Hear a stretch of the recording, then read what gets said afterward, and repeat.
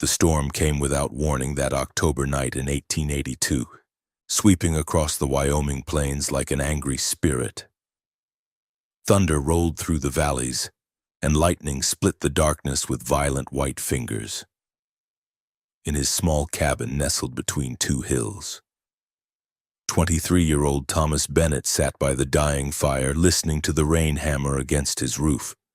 He'd inherited this modest ranch from his father 2 years ago, along with 40 head of cattle and more loneliness than any man should bear.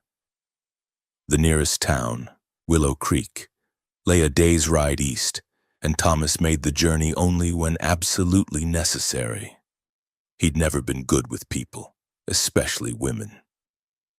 While other young men his age were starting families, Thomas found comfort in the simple routine of tending his herd and mending fences. The wind howled louder, rattling the shutters. Thomas added another log to the fire and was about to retire for the night when he heard something that made him freeze, a sound that didn't belong to the storm. It was faint, almost lost in the wind, but unmistakably human. He grabbed his oil lantern and peered through the window. Rain streaked the glass, blurring everything beyond into shifting shadows. Then lightning flashed, and in that brief moment of clarity, he saw her. A figure stumbled through his yard, barely visible in the downpour. Small, hunched against the wind, moving with the unsteady gait of someone at the edge of collapse. Thomas's first instinct was fear. He'd heard stories of outlaws using storms as cover for raids. But as he watched the figure struggle against the wind, something else stirred in him. This wasn't a bandit. This was someone in trouble. He threw on his father's old wool coat and pushed open the door. The wind nearly tore it from his hands. "Hello," he called into the storm. "Are you all right?" The figure turned toward his voice, and another flash of lightning revealed what Thomas had already suspected. This was a native woman, young, perhaps no older than himself. Her buckskin dress was soaked through, clinging to her shivering form. Long black hair hung in wet ropes around her face, and her dark eyes were wide with exhaustion and something else, wariness. She swayed on her feet, one hand pressed against her side. Even in the poor light, Thomas could see she was in a bad way. "Please," he said, gesturing toward his cabin, "come inside. You'll catch your death out here." She shook her head, taking a step backward. "No," she said in accented English. I cannot. My people. They would not understand." Thomas had limited experience with the local tribes. He knew there was a Lakota band that moved through the area seasonally, but he'd always kept his distance, respecting the uneasy peace that existed between the settlers and the natives. He understood her hesitation. A young woman alone, entering a white man's home, could be seen as improper or worse by both their peoples. "Then at least take shelter in the barn," he offered, pointing to the structure. "There's clean hay and it's dry." She shook her head again, more forcefully this time. "I must go. I only stopped because—" She swayed again, and Thomas saw her legs buckle slightly. She was hurt, exhausted, or both. Without thinking, Thomas shrugged off his coat, the heavy wool one that had belonged to his father, the one that still smelled faintly of pipe tobacco and honest work. It was the finest thing he owned, and more importantly, it was warm and mostly dry on the inside. "Here," he said, stepping forward carefully like approaching a spooked horse. "Take this, please." She looked at the offered coat with surprise. "I cannot take—" "It's just a coat," Thomas said, though they both knew it was more than that. "You need it more than I do right now." She studied his face in the dim lantern light, perhaps searching for deception or ill intent. Whatever she saw seemed to satisfy her. Slowly, she reached out and took the coat, wrapping it around her shoulders. It was far too large for her small frame, but she pulled it tight, and Thomas saw some of the tension leave her body as the warmth reached her. "Thank you," she said softly. "You are kind." "What's your name?" Thomas asked. She hesitated, then said, "Sarah. My father named me Sarah." It was clearly a Christian name, possibly given by missionaries, but Thomas didn't question it. "I'm Thomas Bennett." He gestured again toward the barn. "Are you sure you won't—" "I must go," she interrupted. "My family will worry. When I was gathering medicine plants when the storm came, I became turned around in the darkness. Which direction is your camp?" She pointed northwest, toward the hills. Thomas knew the area, rough country, dangerous to navigate even in good weather.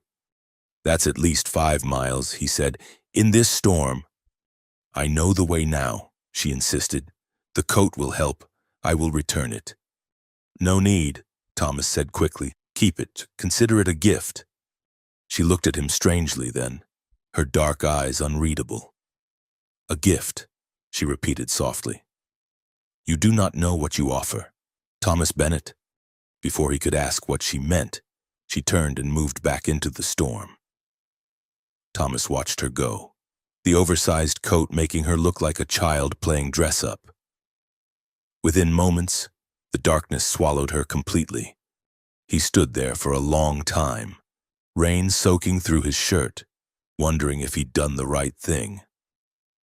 The storm continued to rage, and he found himself thinking of her struggling through the wind and rain, hoping the coat would be enough to see her safely home. Back inside, Thomas couldn't settle. He paced the small cabin, adding wood to the fire, straightening things that didn't need straightening. The empty hook by the door where his father's coat had hung seemed to mock him. It was just a coat, he told himself. But it had been his father's, one of the few things he had left of the man who'd taught him everything about ranching, about hard work, about being decent in a hard world. His father would have done the same thing. Thomas decided, probably would have done more, insisted she stay until the storm passed. Propriety be damned. But Thomas had always been more cautious than his father, more aware of boundaries and the troubles that could come from crossing them. The storm finally began to ease near dawn. Thomas had dozed fitfully in his chair, starting awake at every sound, half expecting to hear a knock at his door, bringing news that the young woman hadn't made it home. But no knock came. As the first pale light crept across the plains, Thomas stepped outside to survey the storm damage. Several fence posts had been knocked down, and a section of the barn roof would need repair. But these concerns fled his mind as he noticed something that made his blood run cold. Tracks, dozens of them, horse tracks, crisscrossing his property, some so fresh the rain hadn't had time to wash them away. They led from the direction Sarah had gone, circled his cabin and barn, then headed back the way they'd come. Thomas knelt beside one set of tracks, his mind racing. These weren't the prints of casual travelers. The horses had been standing still in places, their riders watching, waiting. How long had they been there? During the storm? After? A chill ran down his spine that had nothing to do with the cool morning air. Had Sarah made it home? Had her people come looking for her? And if so, what had they seen? Him giving her his coat? Her entering his property? Thomas straightened slowly, looking toward the northwestern hills. The morning sun painted them gold in shadow, beautiful and remote, somewhere beyond those hills. Sarah's people were waking to a new day, and somewhere among them was a young woman wearing his father's coat. He had no way of knowing that by sunset, his simple act of kindness would bring 200 warriors to his door. No way of knowing that the coat he'd given away would become the thread that would bind his fate to hers, and to her people in ways he could never have imagined. For now, there was only the morning light, the storm-washed land, and the strange tracks that suggested his quiet. Solitary life was about to change forever. Thomas Bennett, who had never been in love, who had never faced real danger, who had lived his life within the safe boundaries of his 40 acres, stood at the edge of something he didn't yet understand. The storm had passed, but another was coming, one that would test everything he thought he knew about himself, about courage, and about what it meant to be a man in a world where kindness could be mistaken for something else entirely. He turned back to his cabin to make coffee and plan his day, unaware that it would be his last normal morning for a very long time. The morning started like any other. Thomas rose before dawn, made his coffee strong and black, and stepped out to check on his cattle. The storm had scattered them some, but they were already gathering near the water trough, lowing softly in the cool air. He counted heads, all 40 accounted for, and set about fixing the fence posts that had fallen in the night.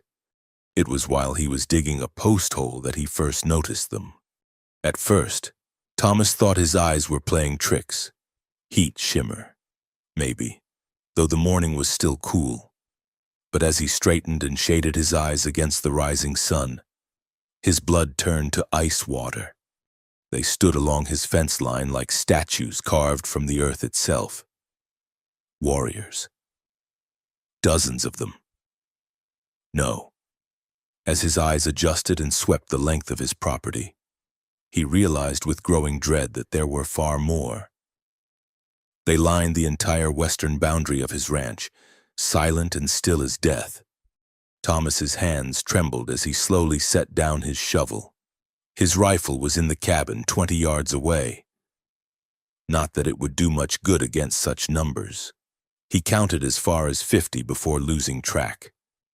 And more seemed to materialize from the landscape with each passing moment. They wore traditional dress, buckskin leggings, bone breastplates, feathers in their hair. Many had painted faces, the designs stark and fierce in the morning light. Red, black, yellow, war paint. Thomas had seen such paint only once before. On a dead warrior brought to town after a skirmish with the cavalry. The sight of it on living faces all turned toward him, made his knees weak. But they didn't move, didn't speak, just stood there watching. Thomas forced himself to breathe slowly. Think. What did they want? If they meant to attack, surely they would have done so already. They could have killed him in his sleep, burned his cabin, taken his cattle. Instead, they stood at his boundary like they were waiting for something. Or someone. The sun climbed higher. An hour passed, then 2. Thomas attempted to return to his work, but his hands shook too badly to be useful. The warriors remained motionless, their dark eyes following his every movement. He gave up on the fence and retreated to his porch, where he sat with his rifle across his knees, though he knew it was a useless gesture. By noon, the temperature had risen considerably. Some of the warriors had dismounted, their horses grazing on the prairie grass just beyond his fence. Still, none crossed onto his property. They seemed content to wait. Though for what? Thomas couldn't fathom.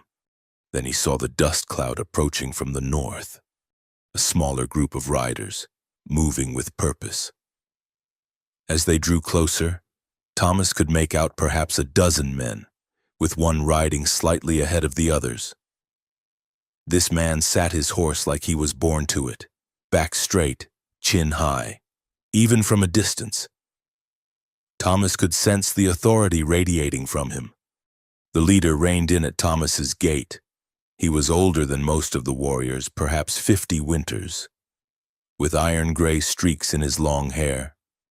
His face was weathered but unlined, and his eyes held a sharpness that seemed to see through flesh and bone to the soul beneath. He wore no war paint, but Thomas sensed this made him more dangerous, not less. For a long moment, the two men regarded each other across the fence. Then the leader spoke, his voice deep and measured. "You are Thomas Bennett." It wasn't a question, but Thomas nodded anyway. I am Joseph Crow Feather, war chief of the Lakota. My daughter did not return home last night. Thomas's mouth went dry. Joseph, it was a Christian name, like Sarah's. Many of the Lakota had taken such names while keeping their traditional ones. But the meaning behind his words hit Thomas like a physical blow. Your daughter? He managed. She left to gather medicine plants before the storm. You were the last to see her. Joseph's eyes never left Thomas's face. She wore your coat. The warriors along the fence shifted slightly, a ripple of movement that made Thomas's heart pound harder. He understood now why they were here, why they waited. He was suspected of… what? Harming her? Keeping her? She was caught in the storm, Thomas said, fighting to keep his voice steady. I offered her shelter, but she refused, said her people wouldn't understand. I gave her my coat because she was cold and wet. That's all. She left, heading northwest toward the hills. Joseph studied him for a long moment. The coat you gave her, describe it. A dark wool, brown, with brass buttons. It was my father's. And you gave this freely, without condition? Yes, she needed it. She was shivering. Something flickered in Joseph's eyes. Do you know what it means, among my people, when a man gives his coat to an unmarried woman? Thomas felt the blood drain from his face. No, I don't. I was only trying to help. It is a declaration, Joseph said slowly, and of intention, of claim. The silence that followed seemed to stretch forever. Thomas could hear his own heartbeat, the distant cry of a hawk, the restless movement of horses. 200 pairs of eyes watched him, waiting. I didn't know, Thomas said finally. I meant no disrespect. I don't know your customs. I only saw someone who needed help. Joseph dismounted with surprising grace for a man his age. He approached the gate, and Thomas forced himself not to step backward. Up close, the war chief was shorter than Thomas had expected, but carried himself with a presence that made physical size irrelevant. Open the gate, Joseph commanded.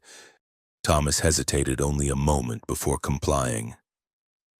Joseph entered alone, his warriors remaining outside. He walked slowly around Thomas's yard, observing everything, the cabin, the barn, the evidence of Thomas's simple, solitary life. You live alone, Joseph observed. Yes. No woman, no family. My parents are dead. I have no one. Joseph turned to face him. My daughter is young, headstrong. She should not have been out alone, but she is a healer, and the plants she sought are important to our people. When she did not return, we searched. We found tracks leading here. I saw them this morning, Thomas said. Your men were here during the night. We followed her path. It ended at your door. Joseph's expression was unreadable. Yet you say she left. She did, I swear it. She said she knew the way home. Then where is she? The question hung between them like a blade. Thomas spread his hands helplessly. I don't know, but I'm telling you the truth. She left here alive and well, wearing my coat. That's all I know. Joseph studied him for another long moment, then turned and walked back toward the gate. He paused at the threshold, looking back. If you speak the truth, she is lost. If you lie. He didn't need to finish the threat. You will come with us. What? You will help us search. If you are innocent, you have nothing to fear. If you are not. Again, the sentence hung unfinished. Thomas looked at the warriors lining his fence, at their painted faces and ready weapons. He had a choice, but not really. Refusing would be seen as an admission of guilt, and somewhere out there, Sarah might actually be in trouble. Let me saddle my horse, he said. Joseph nodded. Be quick and bring provisions for 3 days. As Thomas moved toward the barn, his legs feeling like water, he heard Joseph speaking to his men in Lakota. The words were incomprehensible, but the tone was clear, commands being given, plans being made. While saddling his mare, Thomas's hands shook so badly he could barely manage the buckles. What had he gotten himself into? A simple act of kindness had somehow become a declaration of intent, and now he was suspected of… what? Kidnapping? Worse? He thought of Sarah's strange words. You do not know what you offer. She had known. She had understood what accepting his coat might mean, yet she had taken it anyway. Why? Thomas led his horse from the barn to find the warriors had moved. They now formed a loose circle around his property, with Joseph and his dozen companions waiting by the gate. The war chief nodded approvingly at Thomas's mount, a sturdy mare built for endurance rather than speed. We ride north, Joseph announced. You will stay close to me. Any attempt to flee will be seen as an admission of guilt. Do you understand? I understand. As they prepared to depart, one of the younger warriors spoke urgently to Joseph in Lakota. The chief's expression darkened, and he turned to Thomas. My warrior says he knew of 3 young men who wished to court my daughter. They were angry when she refused them. One left our camp 2 days ago and has not returned. A spark of hope flared in Thomas's chest. Could he have… Perhaps we will see. Joseph mounted his horse with the same fluid grace. But you were still the last to see her. Your fate is tied to hers now, Thomas Bennett. Pray to your God that we find her safe. As they rode out, Thomas looked back at his ranch, his safe, simple life, and wondered if he would ever see it again. 200 Lakota warriors fell in behind them, their horses' hooves raising a dust cloud that could be seen for miles. Whatever happened next, Thomas knew his life would never be the same. The coat he had given in kindness had become a chain binding him to a people in a conflict he didn't understand. And somewhere in the vast Wyoming wilderness, a young woman named Sarah wore that coat, unaware that her acceptance of it had set in motion events that would test the courage of a shy rancher who had never known love or faced real danger. The sun climbed toward its zenith as they rode north, toward answers that would either free Thomas or condemn him.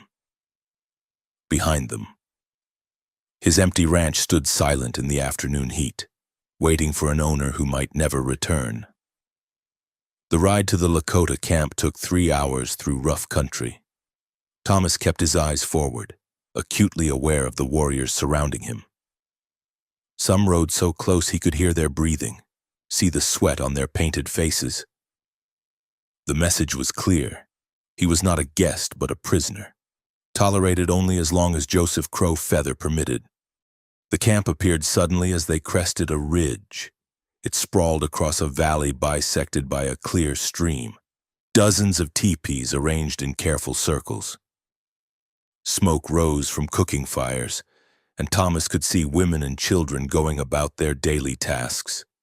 At the sight of the returning war party, activity ceased. All eyes turned to watch their approach. Joseph led them directly to the center of the camp, where a larger teepee stood decorated with painted horses and hunting scenes. He dismounted and gestured for Thomas to do the same.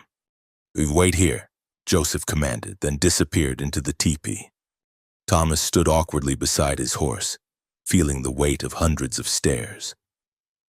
Children peered at him from behind their mothers' skirts. Old women whispered to each other, their eyes hard and suspicious. The warriors who had escorted him formed a loose circle, casual but effective. There would be no escape. After what felt like hours but was probably only minutes, Joseph emerged. His face was grave. "She has not returned," he said simply. "No one has seen her since she left to gather medicine plants yesterday afternoon." Thomas felt his heart sink. If Sarah had made it back to camp, this would all be over. Her continued absence only deepened the suspicion against him. "My daughter is skilled in the wilderness," Joseph continued. "She knows every trail, every landmark. For her to be lost—" He shook his head. "It is not possible. Something has happened to her." The storm was fierce, Thomas offered. Visibility was almost nothing. Even someone who knows the land could become disoriented. Joseph's eyes flashed. "Do not tell me what my daughter could or could not do. You know nothing of her capabilities." Thomas fell silent, recognizing the fear beneath the chief's anger. A parent's worst nightmare. A child missing, possibly hurt or worse. An elderly woman emerged from the teepee, moving with quiet dignity despite her obvious age. Her hair was white as snow, her face deeply lined, but her eyes were sharp and clear. She approached Thomas, studying him with an intensity that made him want to step backward. "This is my mother," Joseph said. "She has the sight. She will know if you speak truth." The old woman circled Thomas slowly, like a hunter examining prey. She spoke in Lakota, her voice soft but commanding. Joseph translated. "She says you carry no darkness in your heart, but you are surrounded by confusion, like morning mist. Something is hidden, but perhaps not by you." She reached out suddenly, grasping Thomas's hand. Her fingers were surprisingly strong. She turned his palm up, tracing the lines with one gnarled finger, then looked into his eyes for a long moment. She spoke again, more urgently this time. Joseph's expression changed, surprise flickering across his features. "She says you will find my daughter. But the path is dangerous and betrayal walks among us." He paused, seeming to wrestle with something. "She also says the coat was meant to be given, that the spirits moved your hand." Before Thomas could ask what that meant, a commotion arose from the camp's edge. Riders approached, 3 young warriors, their horses lathered with sweat from hard riding. They dismounted quickly and approached Joseph, speaking rapidly in Lakota. Thomas caught one word he recognized: Sarah, or rather the Lakota pronunciation of it. Joseph's face darkened as he listened. When the warriors finished, he turned to Thomas. "These scouts found tracks, a struggle near Bone Ridge, blood on the rocks." He paused, letting the implications sink in. "And they found this." One of the scouts produced something from his pouch. Thomas's breath caught. It was a piece of fabric, torn and muddy but unmistakably from his father's coat. "The tracks tell a story," Joseph continued. "My daughter fought. She was taken, not killed.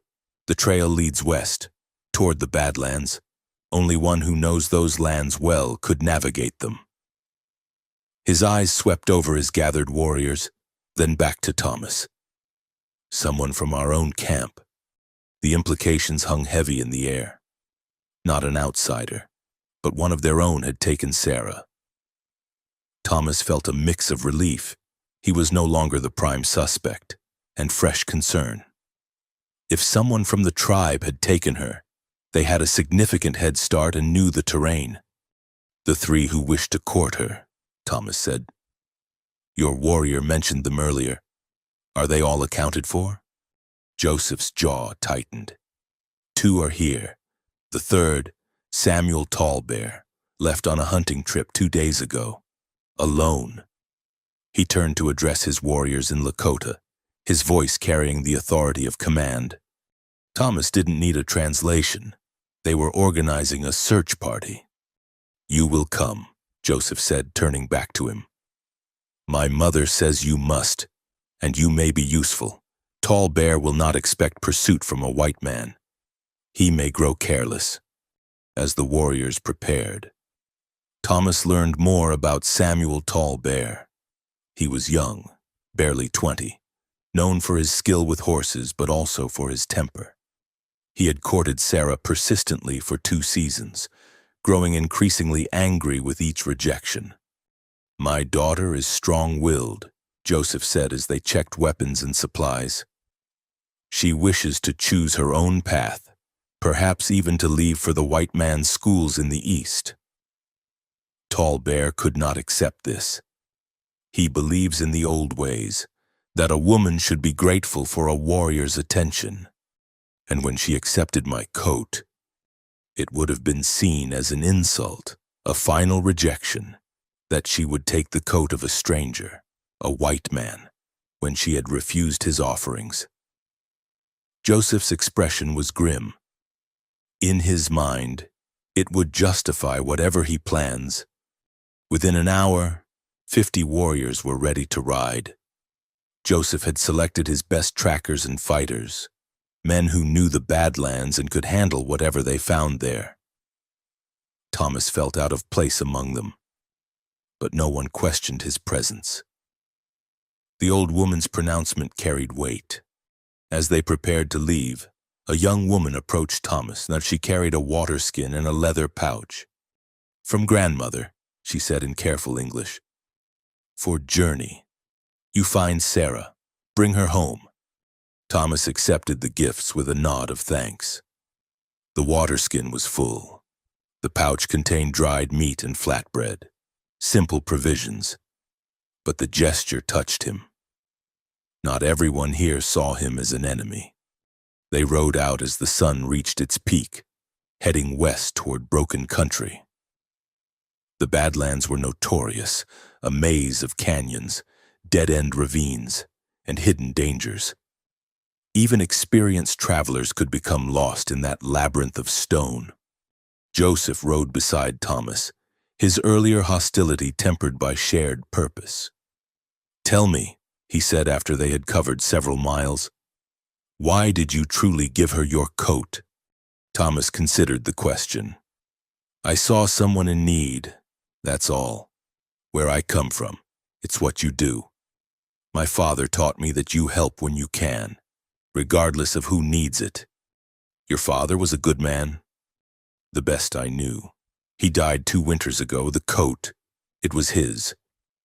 One of the few things I had left of him." Joseph was quiet for a moment. "And you gave it to a stranger. My mother was right. The spirits moved your hand." He paused. "Do you know what my daughter's name means? Her true name, not the one the missionaries gave her?" Thomas shook his head. "Morning star that dances." She was born as the morning star faded, and she moved even in the womb, always moving, always seeking something beyond the horizon.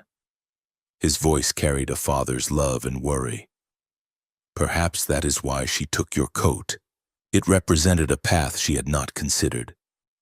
They reached the site of the struggle as the afternoon shadows grew long. The scouts had been right. Signs of violence were clear. Scuffed earth, broken brush, and yes, blood on the rocks. Not much, but enough to show Sarah had fought her attacker. One of the trackers, a lean man with hawk feathers in his hair, studied the signs carefully. He spoke at length to Joseph, gesturing at various marks and impressions. "She wounded him," Joseph translated, "cut him with her gathering knife. He will be marked, probably on the left arm, but he overpowered her, tied her hands, one horse leaving, carrying 2 riders." "How long ago?" "Perhaps dawn, after the storm passed. He waited for the rain to stop, knowing it would wash away tracks. But he did not count on her fighting, leaving signs for us to follow." The trail led into a narrow canyon, its walls rising like prison bars against the sky. Joseph called a halt, sending scouts ahead to ensure they weren't riding into an ambush. "Tall Bear knows we will follow," he explained to Thomas. "He is young and foolish, but not stupid. He will have planned this carefully."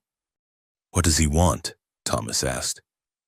"If he takes her by force, surely she will never accept him." Joseph's expression was dark. "There are old traditions, mostly abandoned now. If a man takes a woman to his lodge and keeps her there for 4 days, she becomes his wife by custom. Few honor such practices anymore, but Tall Bear speaks often of returning to the old ways. The scouts returned with troubling news. The canyon branched into 3 separate paths ahead. The rocky ground made tracking difficult, and Tall Bear had clearly attempted to confuse his trail.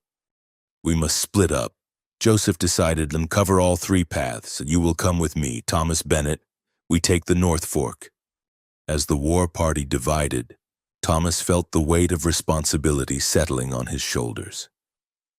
Somewhere ahead, a young woman who had shown him kindness was in danger because she had accepted his coat. The simple act of charity had become something larger, something that might end in blood. The North Fork of the canyon grew narrower as they advanced, the walls pressing close. Their horses moved carefully over loose stones and around fallen boulders. Every shadow could hide an ambush. Every turn could lead to tragedy. As the sun began its descent toward the western horizon, painting the canyon walls in shades of red and gold, Thomas found himself praying, something he hadn't done since his father's funeral. He prayed they would find Sarah safe, that blood wouldn't be spilled, that somehow this would end without tragedy. But even as he prayed, he checked his rifle and prepared for the worst. The boy he had been yesterday, the lonely rancher content with his simple life, was already fading. In his place rode someone harder, someone willing to face danger for a woman he barely knew, whose acceptance of his gift had changed everything. The canyon stretched ahead, full of shadows and possibilities. Somewhere in that maze of stone, Samuel Tall Bear fled with his captive, not knowing that among his pursuers rode an unlikely ally, a shy white rancher who had given away his father's coat and, in doing so, had bound his fate to that of the morning star that dances. The canyon walls seemed to close in as darkness approached. Thomas rode beside Joseph, their group of 15 warriors moving in tense silence. The tracker who led them, a wiry man named Robert Crow Wing, had found fresh signs that Tall Bear had passed this way. But the trail was growing cold. They made camp in a widening of the canyon as full darkness fell. No fires. Joseph wouldn't risk alerting their quarry. Thomas chewed on the dried meat from the pouch he'd been given, watching the warriors settle in for an uneasy night. Several took positions on higher ground, standing watch. "Tell me about the other 2, Thomas said quietly to Joseph. "The ones who wanted to court your daughter?" Joseph's eyes glinted in the moonlight. "James Swiftwater and David Black Elk. Both are here with us." He gestured to 2 young warriors sitting apart from the others. "They insisted on joining the search." Thomas studied them. James was tall and lean, with an eager energy even at rest. David was stockier, more solid, with a brooding quality that reminded Thomas of storm clouds gathering. "Do you trust them?" "I trust few men where my daughter is concerned," Joseph replied. But they were both in camp when she disappeared. Many saw them. A soft whistle from above made everyone tense. One of the sentries was signaling. Joseph rose smoothly, Thomas following.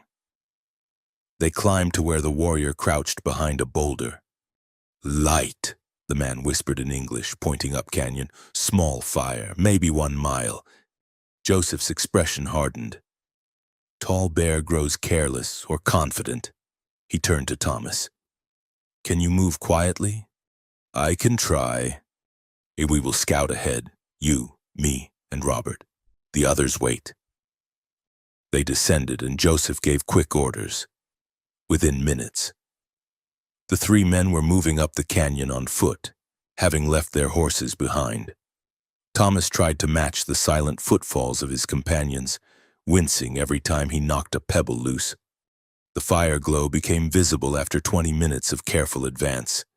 It flickered between rocks ahead, small but definite. As they crept closer, Thomas could make out a figure sitting beside it, One figure. Joseph held up a hand, studying the scene. The fire was built in a small side canyon, walls on 3 sides. A horse stood hobbled nearby, only one horse. Where was Sarah? They pulled back to confer in whispers. Trap, Robert said simply. Joseph nodded. But we spring it carefully. He looked at Thomas. You circle left, up those rocks. Can you climb? Yes? Good. Robert goes right. I approach directly, man. If he runs, we have him boxed. If he fights. Joseph touched the knife at his belt. We take him alive if possible. I need answers. Thomas began his climb, trying to remember every foothold his father had taught him about moving through rough country. The rocks were still warm from the day's sun, and he was grateful for the darkness hiding his clumsy progress from below. He reached a good vantage point and looked down. The figure by the fire hadn't moved. Something felt wrong. The stillness. The single horse. The carelessly visible fire.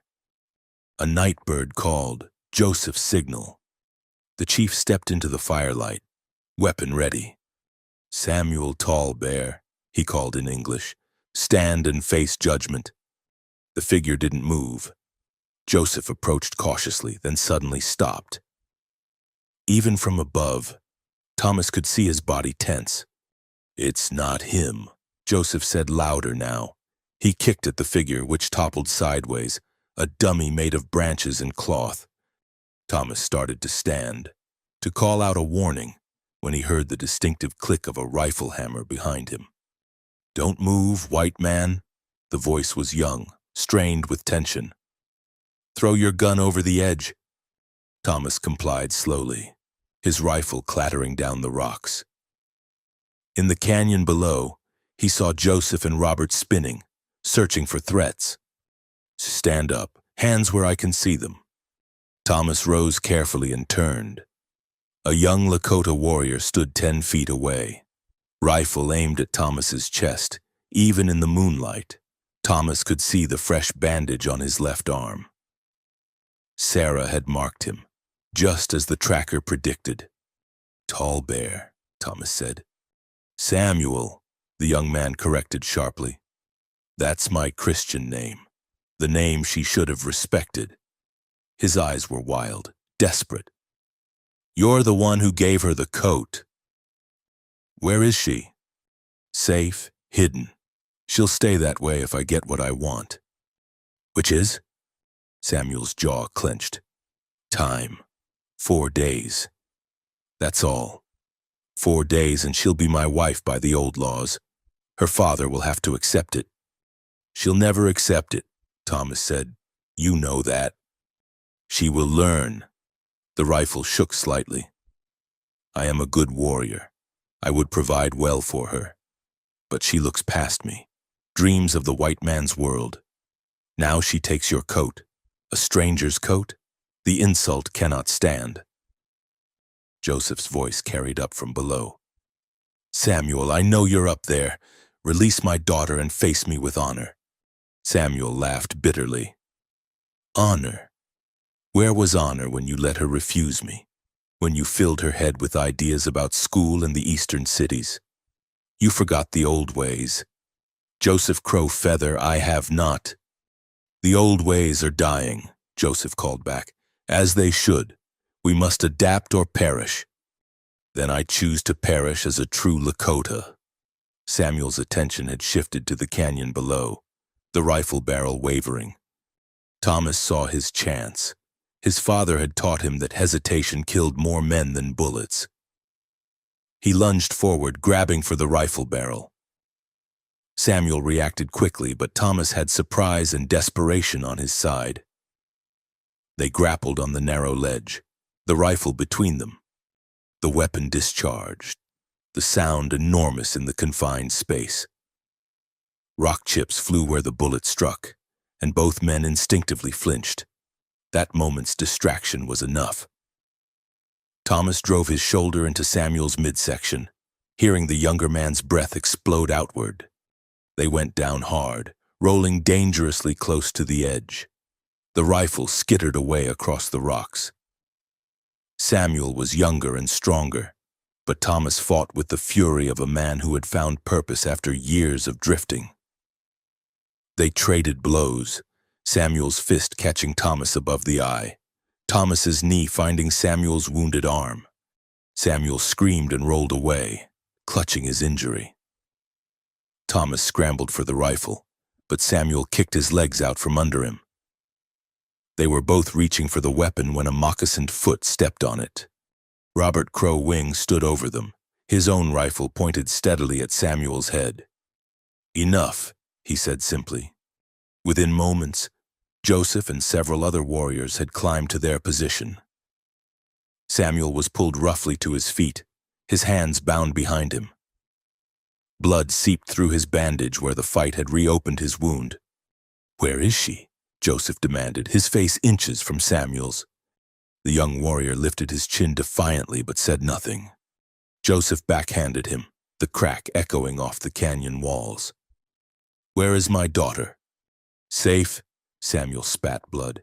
"Kill me and you'll never find her. The canyon has 1,000 hiding places." Thomas stepped forward, an idea forming. "You said 4 days. You've had her 1.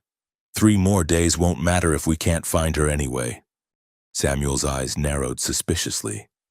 "Make a bargain," Thomas continued, "and tell us where she is, and if she's unharmed, you get your challenge." "What challenge?" Joseph demanded.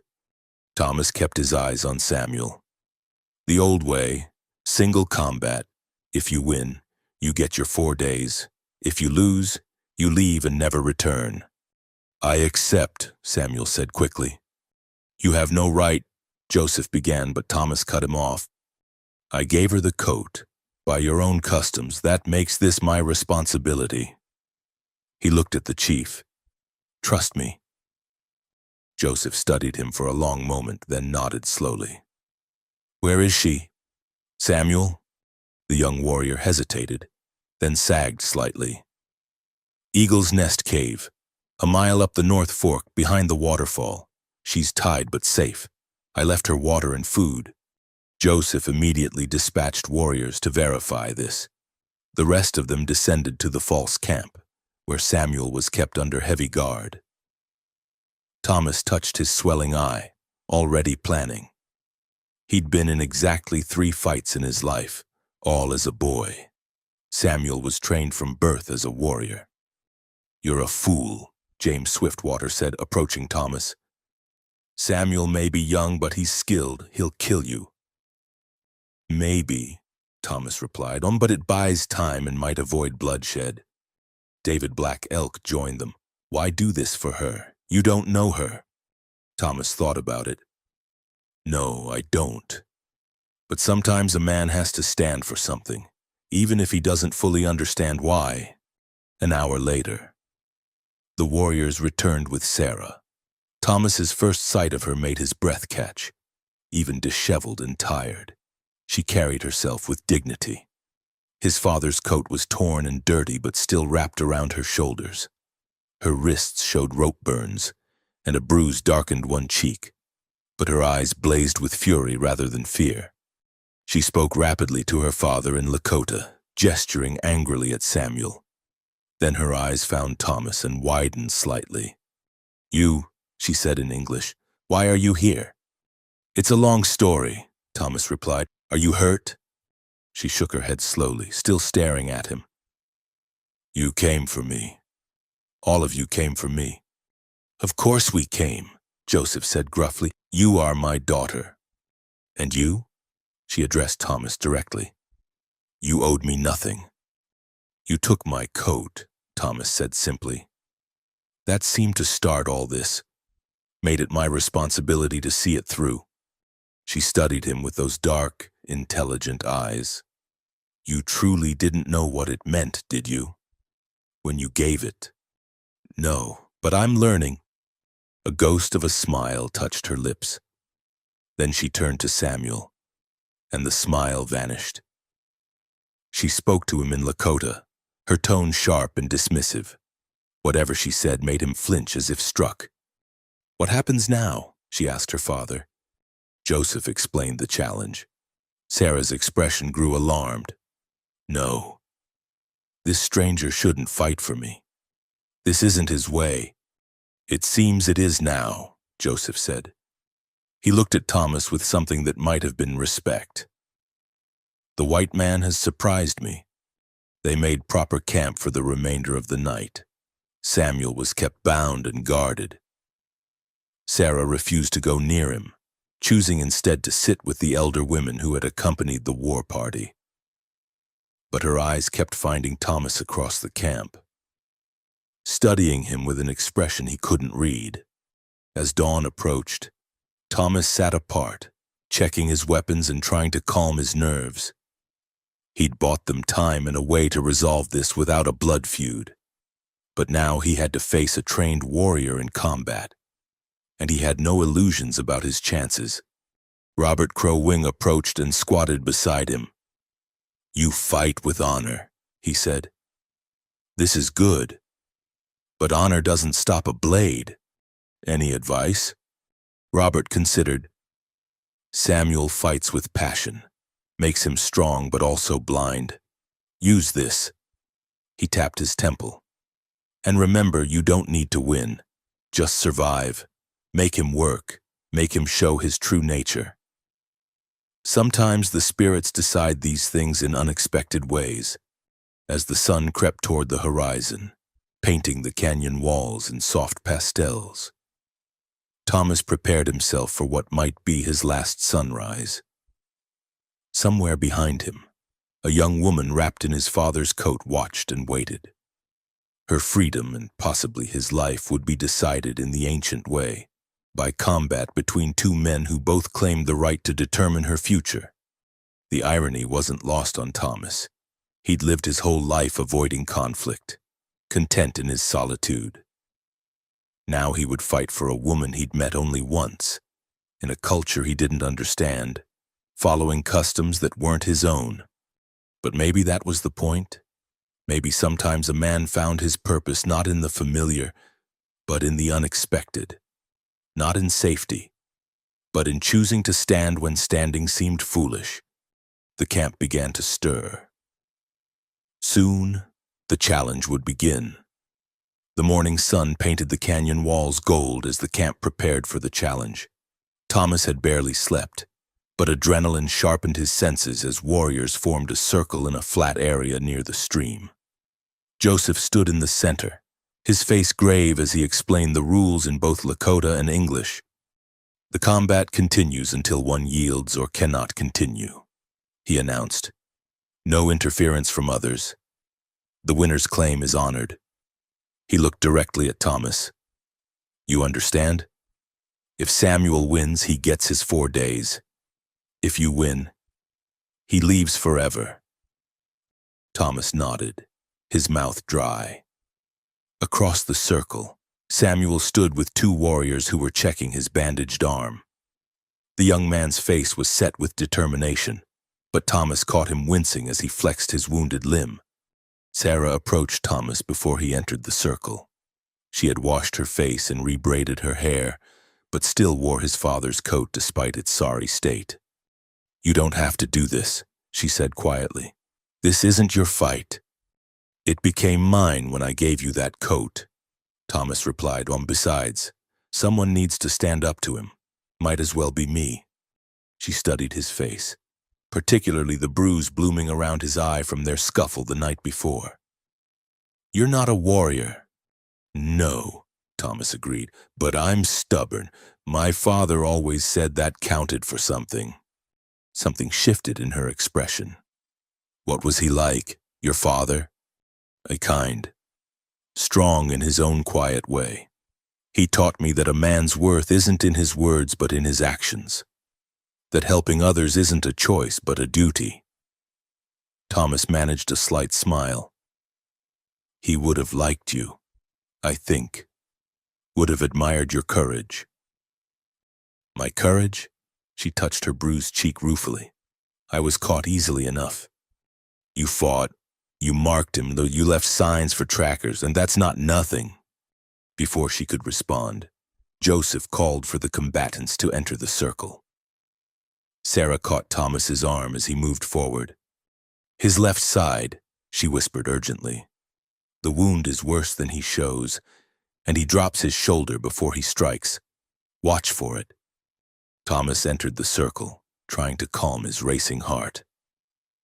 Samuel faced him from 20 feet away, having stripped to the waist despite the morning chill. His lean muscles and numerous scars told the story of a life spent preparing for moments like this. The bandage on his left arm was fresh, a spot of blood already showing through. You should have stayed on your ranch, white man, Samuel said, rolling his shoulders. This isn't your world? Maybe not, Thomas replied, removing his own shirt. He heard a few murmurs from the watching warriors. He might not have Samuel's scars, but years of ranch work had built strength in his frame. But I'm here now. Joseph raised his hand. Begin. Samuel moved instantly, closing the distance with frightening speed. Thomas barely got his hands up before the first blow landed, a crushing right to his ribs that drove the air from his lungs. He stumbled back, raising his guard higher, remembering Sarah's warning about the shoulder drop. The younger man pressed his advantage, raining blows that Thomas could only partially block. A fist slipped through, catching him on the jaw and sending him reeling. The circle of warriors maintained their silence, but Thomas felt their eyes. Their judgment. Samuel paused, breathing easily. Yield now, and I'll make it quick. Thomas spat blood and raised his fists again. Not happening! The next exchange went better. Thomas saw the shoulder drop Sarah had mentioned and managed to dodge the haymaker that followed.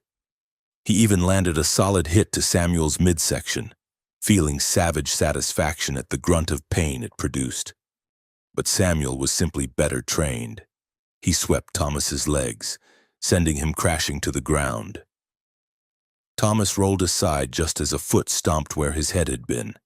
He grabbed a handful of dirt and flung it, buying seconds to regain his feet. You fight without honor, Samuel snarled, wiping at his eyes. I fight to win, Thomas gasped. His ribs ached, his jaw throbbed, but he was still standing. They circled each other more warily now. Thomas noticed Samuel favoring his left side slightly, protecting the wounded arm. An idea formed, not honorable perhaps, but necessary. The next time Samuel attacked, Thomas didn't retreat. Instead, he stepped inside the blow, taking a hit to the shoulder in exchange for getting close. His hands found Samuel's wounded arm and he grabbed hard, digging his fingers into the bandage. Samuel's scream echoed off the canyon walls.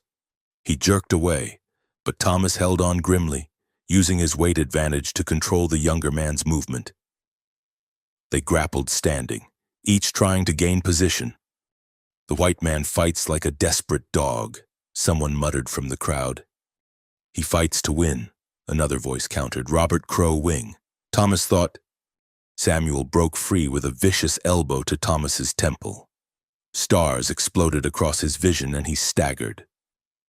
Samuel followed up with a combination that put Thomas on his back again, blood flowing from his nose.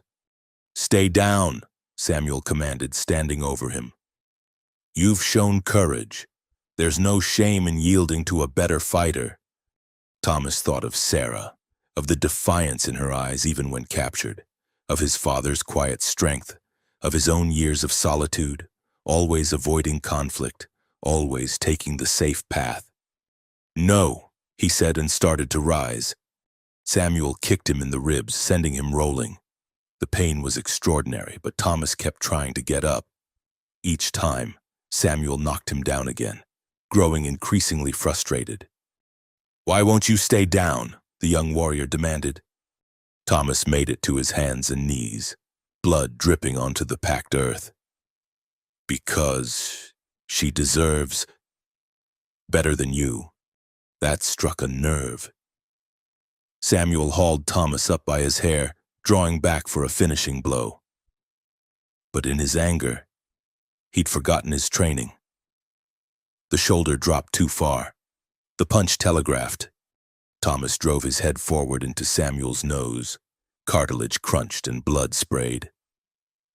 As Samuel reeled back, Thomas found strength he didn't know he had left. He tackled the warrior around the waist, driving him backward. They hit the ground hard with Thomas on top. He didn't try to box or wrestle properly. He simply held on, using his weight, making Samuel work to breathe.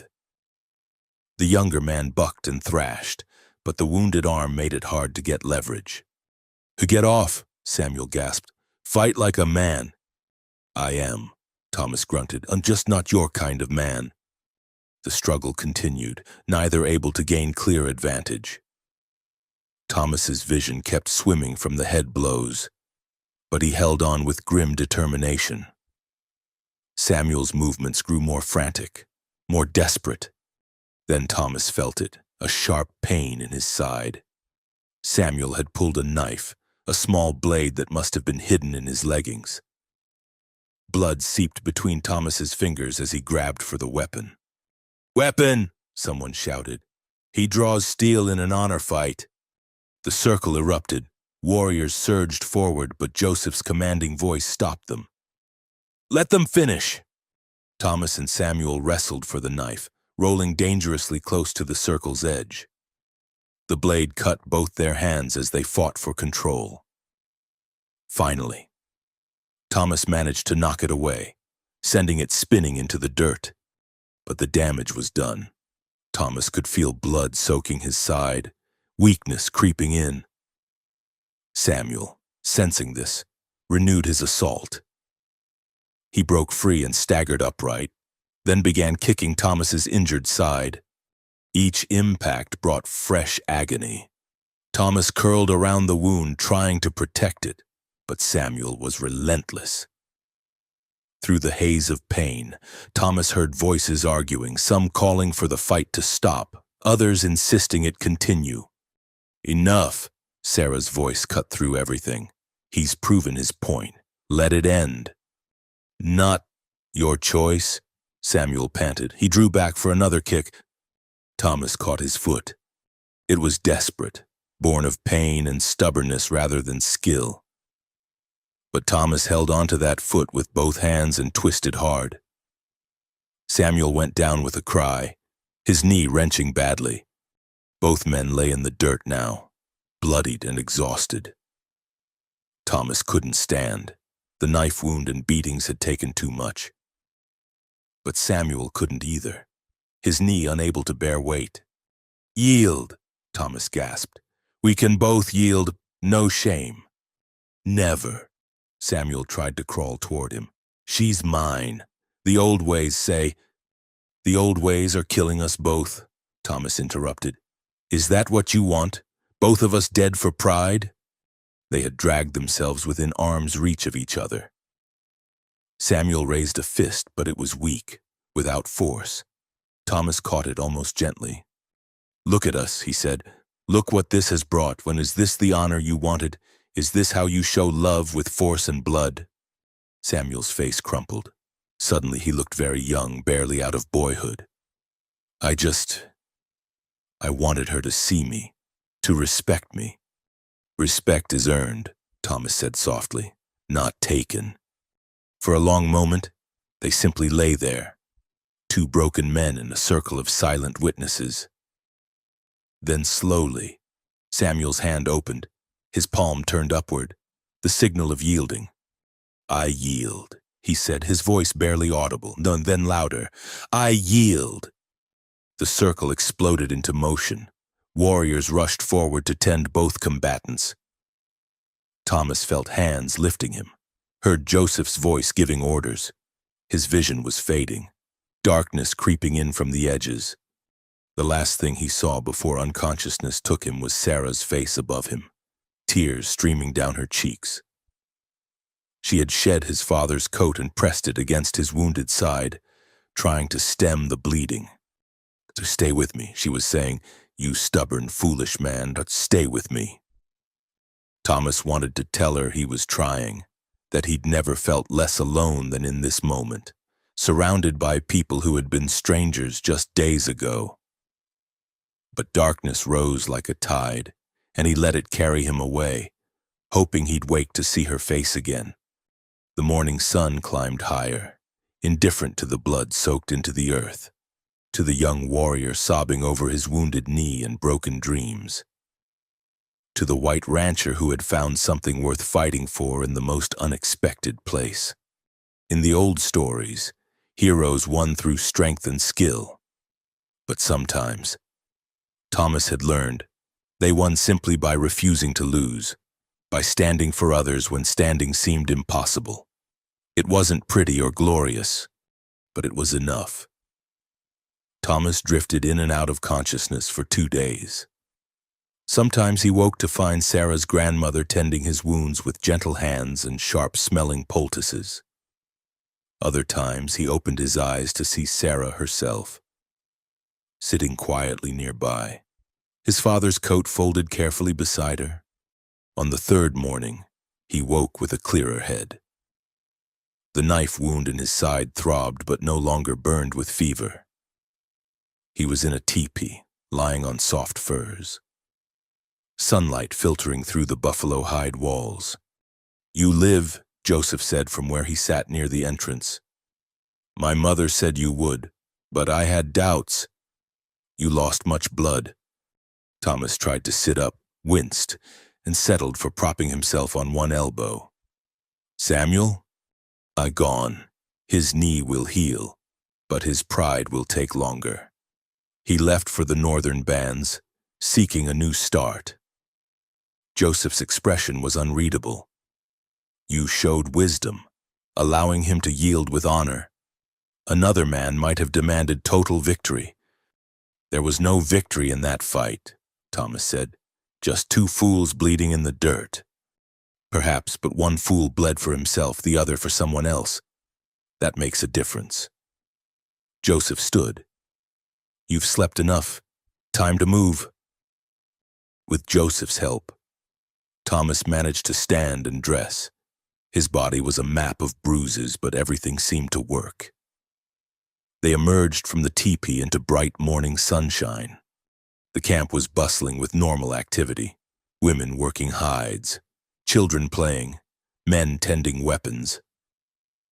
But Thomas noticed something different in how they looked at him. The suspicion was gone, replaced by something like acceptance. Sarah approached from the stream, carrying water. She stopped when she saw him upright, and something flashed across her face. Relief, perhaps, or something deeper. "You shouldn't be walking yet," she said. "Your father says otherwise." "My father thinks everyone should be as tough as old leather." But she smiled slightly. "How do you feel?" Like I fought a warrior and lost." "You didn't lose, you survived against Samuel. That's winning enough." They stood awkwardly for a moment. So much had happened, yet they were still essentially strangers. Thomas cleared his throat. "I should return your coat, or my coat. I'm not sure whose it is anymore." "Keep it," Sarah said. "It served its purpose." Before Thomas could ask what she meant, Joseph called for attention.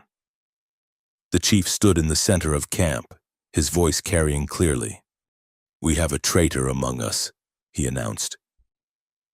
"The fight with Samuel proved his guilt, but there are others. Someone told him when my daughter would be gathering plants. Someone helped him plan." A murmur ran through the crowd. Thomas noticed warriors positioning themselves strategically, hands near weapons. "Last night," Joseph continued, "one of our scouts found this." He held up Thomas's father's coat, but now there was something attached to it, a piece of bark with symbols carved into it. "A message," Joseph said, "hidden where Samuel camped. It speaks of a meeting, tonight, at Bone Ridge." Thomas felt the atmosphere change, tension crackling like lightning before a storm. Sarah moved closer to her father. "What does it say exactly?" she asked. Joseph's jaw tightened. It says the white man's interference changes nothing. The daughter of Crow Feather will never be free. Meet at the ridge when the moon is highest. We finish this properly. It's signed with the mark of the ghost dancers. Thomas had heard of the ghost dance movement, a spiritual rebellion that promised to restore the old ways and drive out the whites. Some followers were peaceful, seeking only cultural preservation. Others were more militant. Samuel was just a tool, Sarah said, understanding dawning.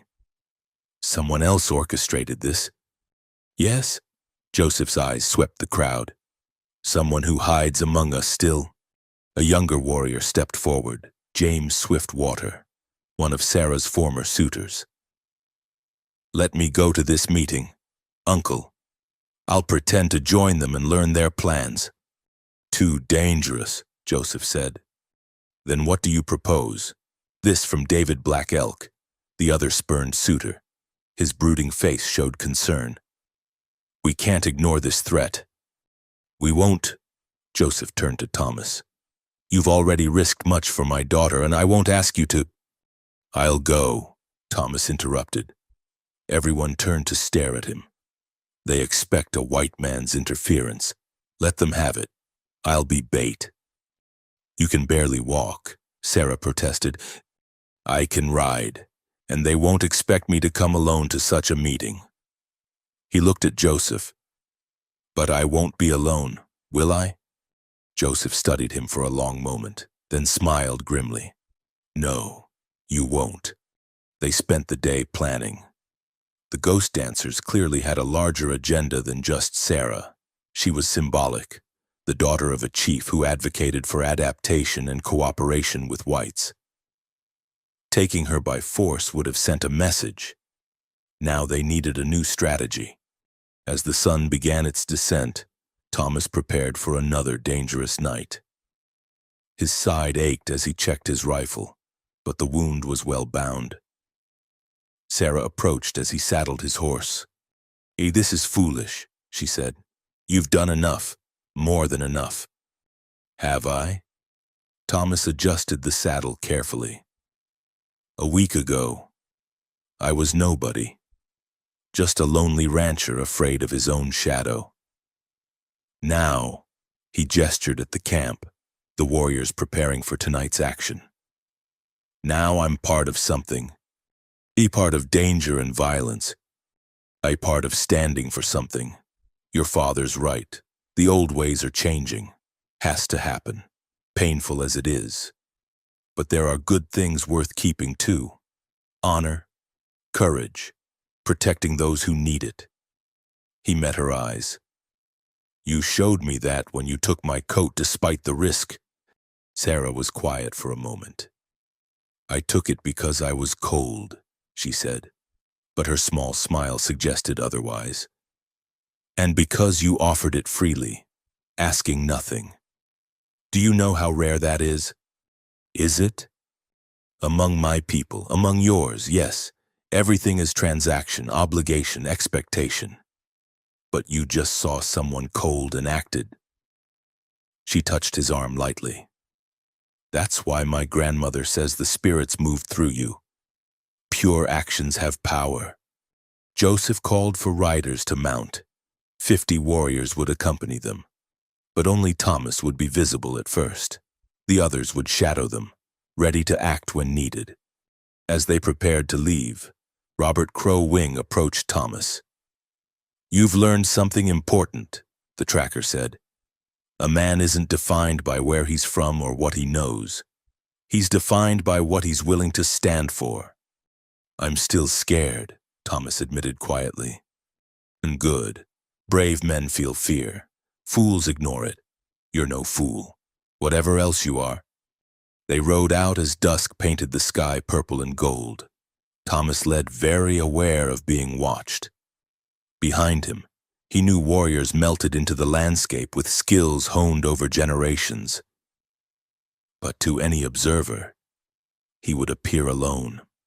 Bone Ridge loomed ahead, a massive uplift of stone that looked like the spine of some buried giant. The moon was rising, almost full, casting everything in silver light. Thomas tried to calm his nerves as they climbed the trail to the meeting spot. The ridgetop was flat, windswept, dotted with scraggly pines. Thomas dismounted at the designated spot, his hand near his rifle but not touching it. He waited. They came from the shadows like ghosts, 6 figures in traditional dress, faces painted white with black around the eyes. Ghost dance regalia, meant to invoke the spirits and intimidate enemies. One carried a staff decorated with feathers and bones that rattled with each step. "The white man comes," the lead figure said. The voice was familiar, but the paint made identification difficult. "Foolish? Maybe," Thomas agreed. "No, but I got your message, and here I am. What do you want?" "We want you gone. All whites gone, but first we want the girl. She represents everything wrong with leaders like Joseph, bending to white ways, forgetting who we are." "She's a person, not a symbol," Thomas said, "with her own mind, her own choices." "Choices?" The leader laughed bitterly. "What choice do any of us have? We adapt or die, they tell us. Learn white ways or starve. Where is the choice in that?" Another figure stepped forward, and Thomas's blood chilled. Even with the paint, he recognized the gait, the build. "David," he said, "David Black Elk?" The warrior removed his ghost dance mask, revealing the brooding face Thomas had seen in camp. "Surprised? You shouldn't be. I've watched Sarah chase white dreams for years. Better she be taken by force than lost to your world willingly. That's not your decision to make, isn't it?" David's voice rose. "I loved her before Samuel ever looked her way, but she couldn't see past her books and Eastern dreams. Then you appear, a white stranger, and she takes your coat? The insult demanded action. So you used Samuel. He was eager enough, young, passionate, easy to direct, when he failed." David shrugged. "We needed a new plan." The other ghost dancers spread out, beginning to encircle Thomas. He fought the urge to reach for his weapon, knowing it would trigger violence. "What happens now?" Thomas asked, buying time. "Now you disappear," David said. "Another white man lost in the Badlands. Tragic. And Sarah learns that her choices have consequences. Her father's cooperation with whites brings only death. You'd hurt her to make a point?" "I'd save her from herself." David pulled a knife, the blade gleaming in the moonlight. "Nothing personal, white man. You seem decent enough. But you're in the way." The others closed in. Thomas counted 6, maybe 7, on too many, even if he was healthy. His hand found his rifle stock. "I wouldn't," David warned. "You might get one of us before—" A shot rang out, the sound enormous in the night air. David's knife went spinning as he clutched his hand, blood seeping between his fingers. "Nobody move," Joseph's voice commanded as warriors materialized from the shadows. In seconds, the ghost dancers were surrounded, 50 rifles aimed at 7 men. But David laughed, a wild sound. "You think this ends it? We're everywhere. Joseph, every band has those who remember the old ways, who refuse to kneel to whites, kill us, and more rise. The ghost dance can't be stopped with bullets." "Perhaps not," Joseph agreed, stepping into the circle. "But it can be stopped with truth. Tell me, David, what did the true ghost dance prophets teach? That we should kidnap our own women? Murder guests who show kindness? Is that the restoration you seek?" David's face twisted. "You twist everything, just like you twisted Sarah's mind with promises of white education, white acceptance. She'll never be white. Joseph, none of us will." "No," Joseph agreed, "but we can be ourselves in a new world. Keep what matters, our language, our stories, our honor, while learning what we must to survive. That's not surrender. That's wisdom." It's death by 1,000 cuts, David spat. Sarah's voice came from the darkness. No, David. It's life. She stepped into the moonlight, wearing traditional dress but with Thomas's father's coat over it. A perfect fusion of worlds. You say you loved me, but you never saw me, only what you wanted me to be. Thomas, a stranger, saw me clearer in one night than you have in years. David's face crumpled. Sarah, You would have let Samuel take me by force, would have killed a good man for the crime of kindness. That's not love, David. That's possession. The fight went out of the ghost dancers, one by one. They removed their masks, revealing faces Thomas recognized from camp. Young men, mostly, caught between worlds and choosing anger over adaptation. Joseph addressed them with surprising gentleness. You're not evil, just lost. The world changes whether we will it or not. We can guide that change or be crushed by it. Choose. As the ghost dancers were led away, to be banished, not killed, Joseph decided Thomas found himself alone with Sarah on the ridge. The moon climbed higher, bathing everything in silver. It's not over, Sarah said quietly. David was right about one thing. This conflict exists in every band, every family, old ways versus new, tradition versus change. But you've chosen, Thomas observed. Have I? She pulled his coat tighter.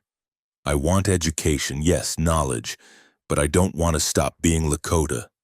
Is such a balance possible? I think so. Look at your father, Joseph Crow Feather, Christian name, traditional role, adapting without abandoning. Thomas paused. Look at us. A week ago, we were strangers from different worlds. Now what? Thomas considered carefully. Now we're two people who've seen each other's courage, who've stood together against those who would force the world into their narrow vision.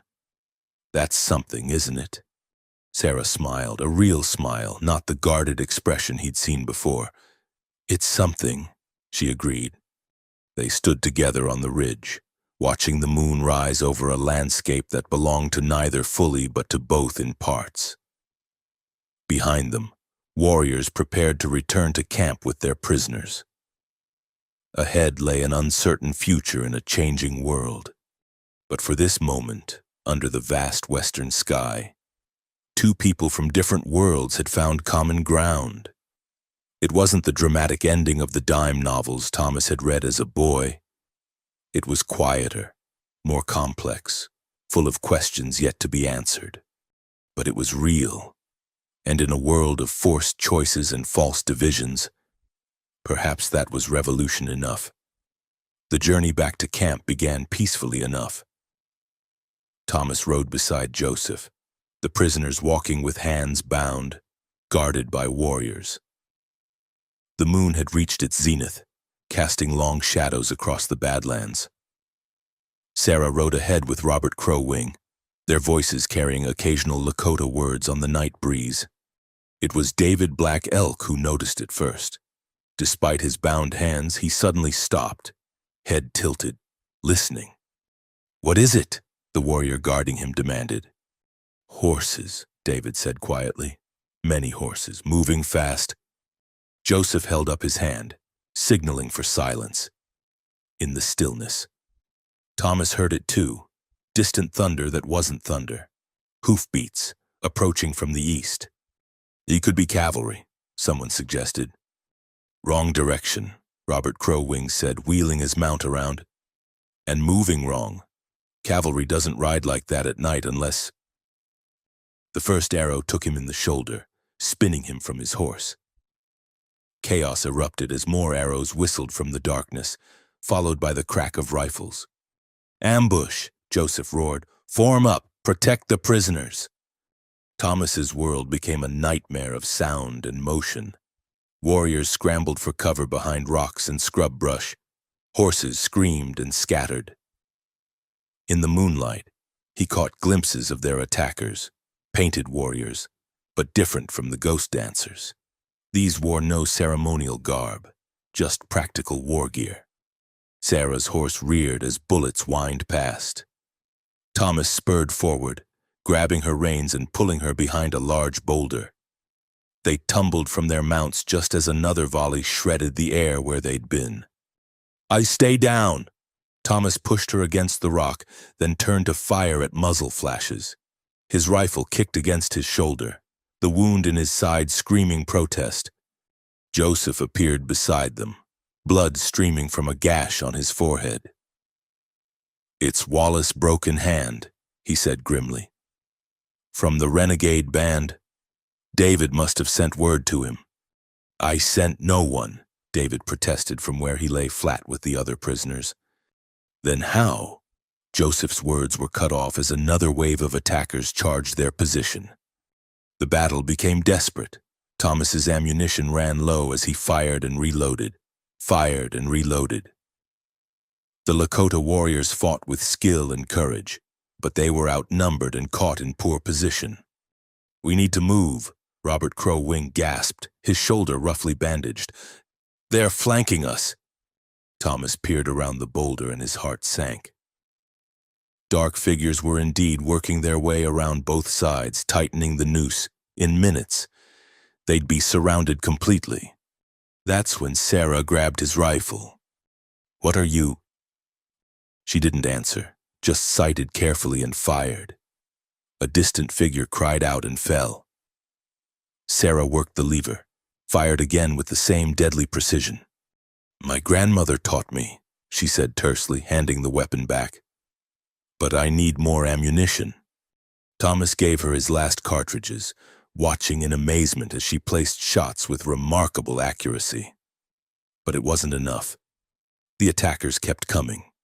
"Joseph Crow Feather," a voice called from the darkness. "Send out the white man and your daughter. That's all we want. The rest can go free." "If Wallace shows his true colors," Joseph muttered. "He's working with someone. This is too organized for his usual raids." A terrible suspicion formed in Thomas's mind. He looked at the prisoners, counting faces in the moonlight. 5. There had been 6. "Where's Marcus?" he asked David urgently. "Marcus Sleeping Bear, he was with you on the ridge." David's eyes widened with understanding. He said he needed to relieve himself before we left." The guards let him step aside and his face paled. "He's Joseph's cousin. We never suspected." Joseph cursed in both languages. "Marcus has wanted my position for years, too weak to challenge directly, so he uses others." He gripped his rifle tighter. He must have planned this from the beginning. Use the ghost dance movement to take Sarah. Eliminate me in the rescue, claim leadership as the wronged party seeking justice. Another volley of shots peppered their position. Thomas heard warriors crying out, saw some fall. They were losing. "I'll go," Thomas said suddenly. "Tell them I'm coming out. While they focus on me, you escape with Sarah." "No," Sarah turned on him fiercely. "You've spilled enough blood for us." "And I'll spill more if needed," Thomas shot back. "This is my choice." "Our choice," a new voice said. David Black Elk had worked his way over, hands still bound. "Cut me free, I'll stand with you." "You tried to kill him," Sarah said incredulously. "I was wrong." David's voice was steady despite the chaos. "I see that now. Marcus used me like he used Samuel. Cut me free. Let me die with honor instead of living with shame." Joseph made the decision, slicing David's bonds with his knife. David grabbed a fallen warrior's rifle, checking the load. "How do we play this?" he asked. Thomas had an idea, desperate, probably suicidal, but an idea nonetheless. "Wallace wants me and Sarah. He'll expect us to come from this position." "But what if we circle back? Come from behind?" "Through their lines?" Robert Crow Wing shook his head. "Impossible. Not through Over. Thomas pointed to the cliff face rising beside them. It's climbable. I've done harder climbs on my ranch. Sarah and I go up and around. When Wallace moves to take us, you hit him from here. I can't climb that, Sarah protested. Then not in these skirts. Then change, her father said brusquely. He called to one of the younger warriors, who reluctantly handed over his spare leggings and shirt. Practicality over propriety. While Sarah changed behind the boulder, shielded by her father's coat, Thomas and David studied the cliff. The moonlight revealed handholds, a narrow ledge about 20 feet up, possibly a root. I'll go first, David offered. Test the way. Your hand's injured. My left hand. I climb with my right. David met Thomas's eyes. I owe you this. For what I nearly let happen. Sarah emerged, dressed in warrior's clothing, Thomas's coat tied around her waist. Even in the middle of battle, Thomas was struck by how natural she looked, how the two worlds merged in her. Ready? He asked. She nodded, jaw set with determination. Joseph provided covering fire as they made for the cliff. Bullets sparked off rocks around them, but they reached the base and began climbing. David led, testing each hold. Thomas followed, then Sarah, with Robert Crowwing bringing up the rear despite his wounded shoulder. The climb was nightmarish. Loose rocks gave way under their hands. Bullets whined past whenever the attackers spotted movement. 20 feet up. David slipped, nearly falling before Thomas caught his wrist. Together, Thomas gasped. We go together or not at all. They reached the ledge as another rush tried to overrun Joseph's position below. The fighting was fierce, hand to hand now. Thomas saw warriors falling on both sides, the moonlight revealing terrible scenes. Keep moving, Robert urged. The ledge led around the cliff face, taking them behind the attackers' main force. From this height, Thomas could see the full battlefield. Wallace Broken Hand's men had indeed surrounded the defensive position, but they were focused inward, not watching their rear. There, David pointed, Wallace himself. See the war bonnet? Indeed. A figure in an elaborate headdress stood with several others near a cluster of horses directing the battle. Thomas counted maybe 6 guards around him. We need a distraction, Thomas said. Sarah was already moving. She'd found a pile of loose rocks and began pushing them toward the edge. When these fall, they'll look up. That's your chance. Our chance, Thomas corrected. We all go. They positioned themselves above Wallace's group. Sarah put her shoulder to the largest boulder. On 3. 1. 2. The rocks went over with a tremendous crash. Wallace's guard spun, looking up in alarm. In that moment of distraction, Thomas and his companions dropped from the ledge. Thomas landed hard, his wounded side flaring with agony. But adrenaline carried him forward. His rifle butt caught a guard in the temple, dropping him cold. Beside him, David fought with desperate fury, his injured hand not slowing him as he grappled with another warrior. Sarah had kept Thomas's rifle and used it effectively, the stock cracking against a man's knee, then reversing to strike his jaw. Robert Crowwing, despite his shoulder wound, moved like deadly smoke between opponents. Wallace Broken Hand himself turned, reaching for his weapon. Thomas tackled him, both men going down in a tangle. They rolled in the dirt, each seeking advantage. Wallace was older but experienced, and Thomas was already weakened from his injuries. A knee to his wounded side made Thomas cry out, loosening his grip. Wallace rolled on top, hands finding Thomas's throat. Stars burst across his vision as those hands squeezed. Then Wallace jerked, his grip loosening. He toppled sideways, revealing Sarah standing behind him with a bloody war club. She'd struck him down without hesitation. Thomas, She dropped beside him as he gasped for air. "Are you—" "Behind you." David's warning came too late. One of Wallace's men had recovered, his rifle swinging toward Sarah. Thomas tried to move, to shield her, but his body wouldn't respond fast enough. The shot was impossibly loud, but it was the attacker who fell, not Sarah. Marcus Sleeping Bear stood revealed in the moonlight, a smoking pistol in his hand. Joseph's cousin, the true architect of the night's violence. "Unexpected," Marcus said calmly. "I planned for Wallace to kill you both. Then I would heroically arrive to avenge my cousin's daughter. But this works too. I saved you from Wallace. Who's to say different when the only witnesses are dead?" He raised the pistol toward Thomas and Sarah. The arrow took him in the chest. Marcus looked down at it in surprise, then up at the cliff. A lone figure stood silhouetted against the moon, Joseph's elderly mother, the one with the sight, holding a traditional bow.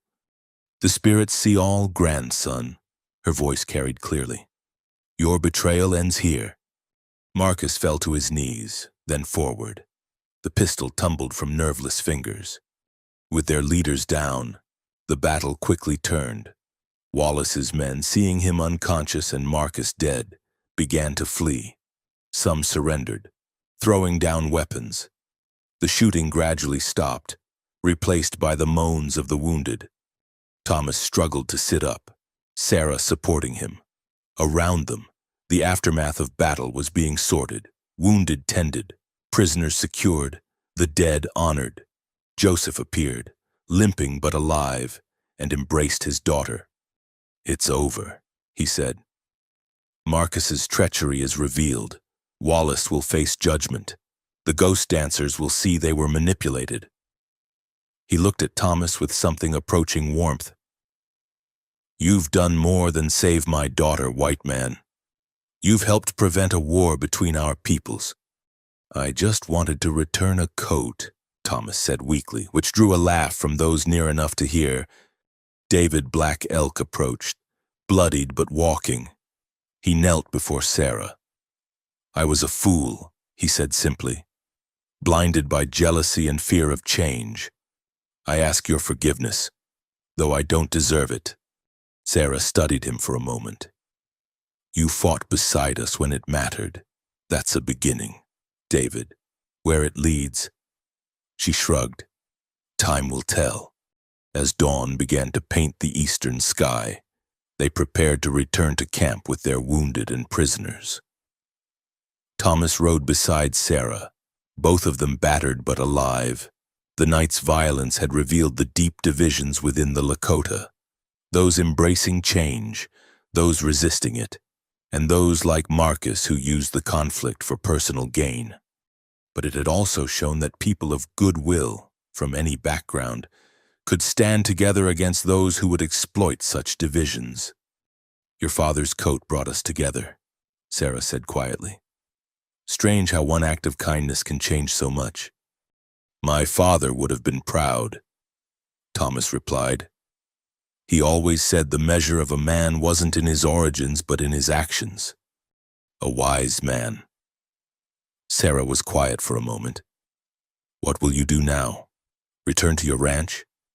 Thomas considered. His old life seemed distant now, like something from another man's story. "I don't know. The ranch will still be there, but I'm not the same man who left it." "No," Sarah agreed. "So you're not—" She smiled slightly. "Perhaps you'd consider staying closer to the agency. There's land available, and my father could use advisors who understand both worlds." "Is that an invitation?" "It's a possibility," she said carefully. "If you're interested in exploring it." Thomas looked at her, this remarkable woman who embodied the challenge and promise of a changing world, who had taken his coat and in doing so had given him purpose. "I'm interested," he said, as they rode toward the rising sun. Thomas reflected on the journey that had begun with a storm and a simple act of kindness. He'd faced warriors and betrayal, found courage he didn't know he possessed, and discovered that the boundaries between peoples were not as fixed as they seemed. The world was changing, sometimes violently, often painfully. But perhaps with understanding and courage, those changes could lead somewhere better. A place where a shy white rancher and a Lakota chief's daughter could find common ground, where traditions could adapt without dying, where different peoples could stand together against those who would divide them. It was a fragile hope, but as the new day dawned over the Badlands, it was enough. The sun climbed toward noon as the weary party approached the Lakota camp. Word had already spread. Riders sent ahead with news of Marcus's betrayal and Wallace's defeat. The entire band gathered to witness their return, a sea of faces reflecting relief, sorrow, and curiosity. Thomas rode between Joseph and Sarah, his body aching but his spirit strangely light. The coat that had started everything was draped over Sarah's shoulders, stained with blood and dirt but somehow still whole. Like all of them, it had survived trials that should have destroyed it. As they dismounted, the crowd parted for Joseph's mother.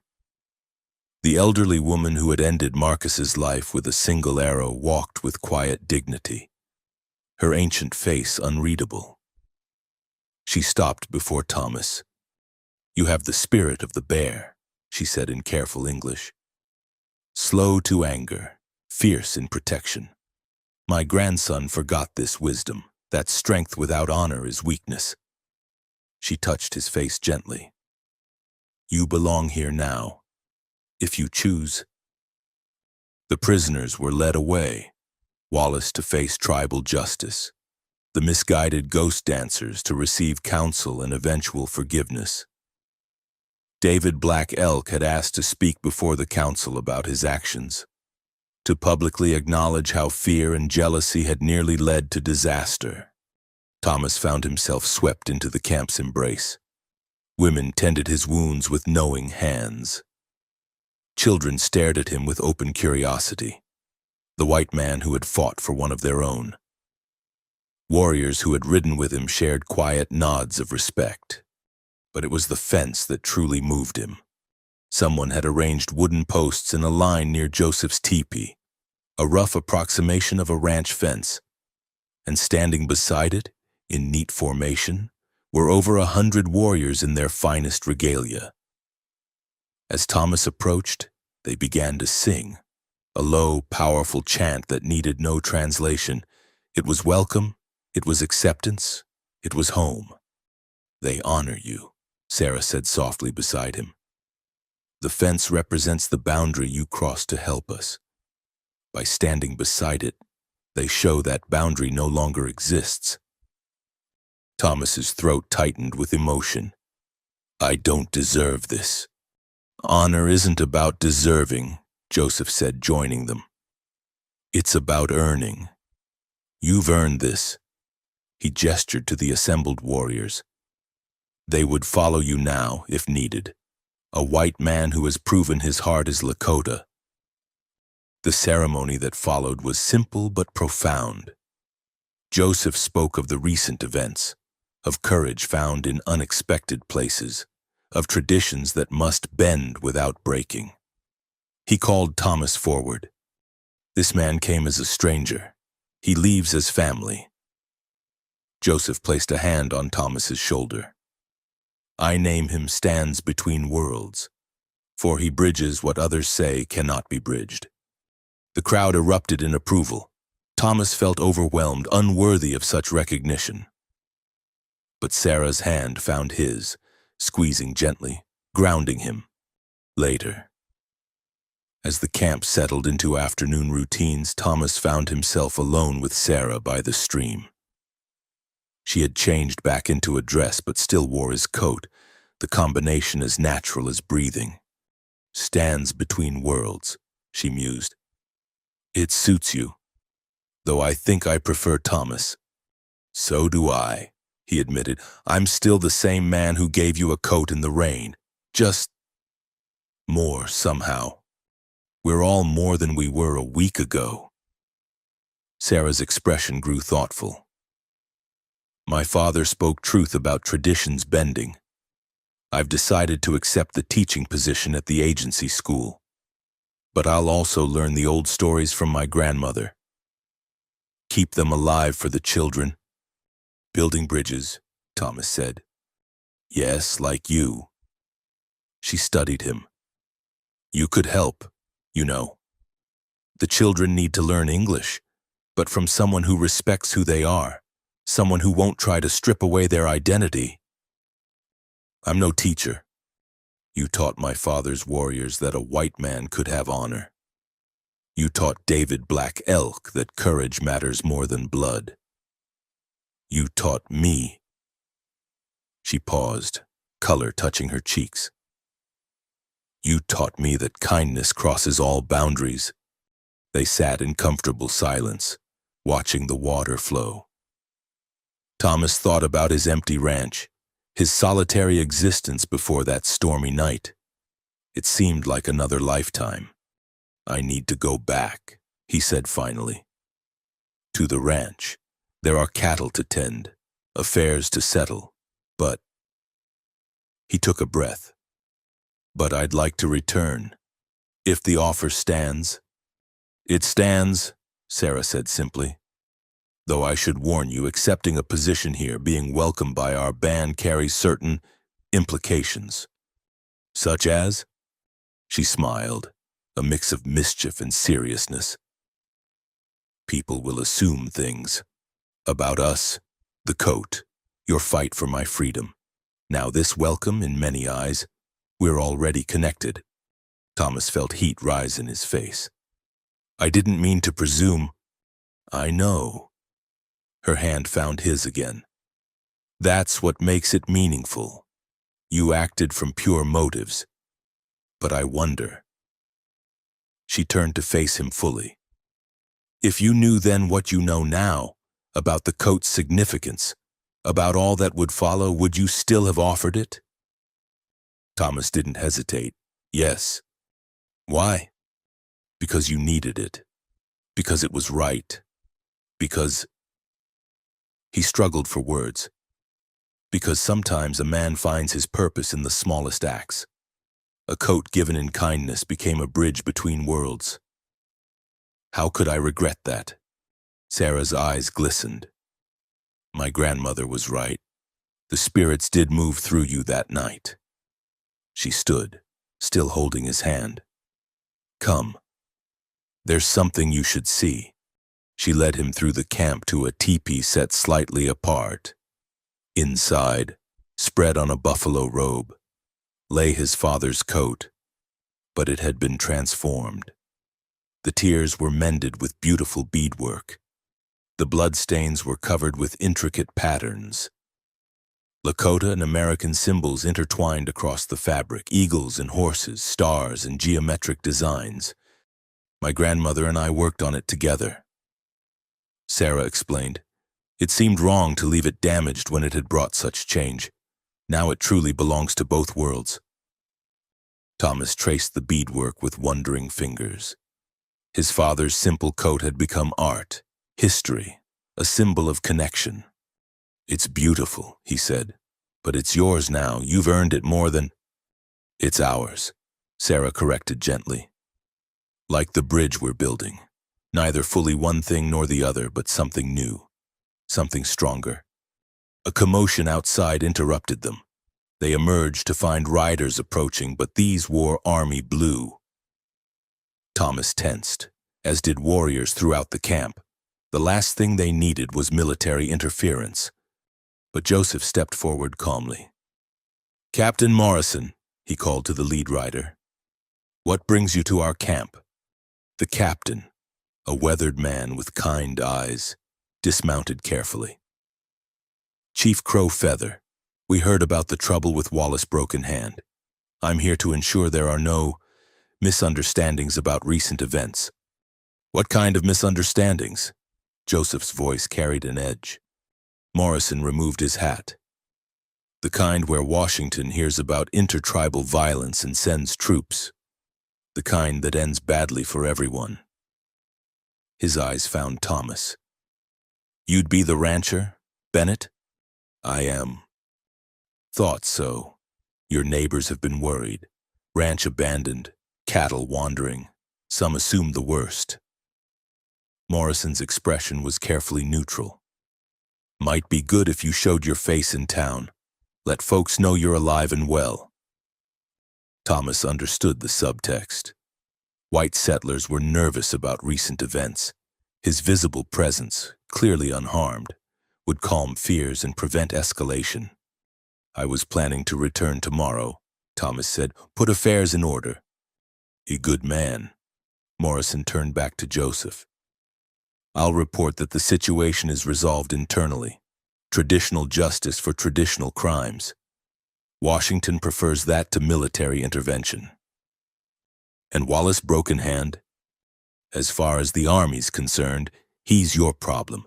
But if he crosses into white settlements? Morrison let the threat hang. He won't, Joseph said firmly. Justice will be served. The captain remounted, but paused before leaving. Bennett? A word of advice? What you did here, standing with these people. Some folks won't understand. Might be trouble for you in town. I'll handle it, Thomas said. Morrison nodded. I expect you will. For what it's worth, you did right. My report will reflect that.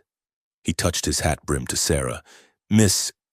After the soldiers left, the camp slowly relaxed. But Thomas noticed the worried looks, the whispered conversations. His presence here, while welcomed by the band, could complicate their relationship with white authorities. I should go tonight, he told Joseph. The sooner I'm seen in town, the better for everyone. Joseph nodded.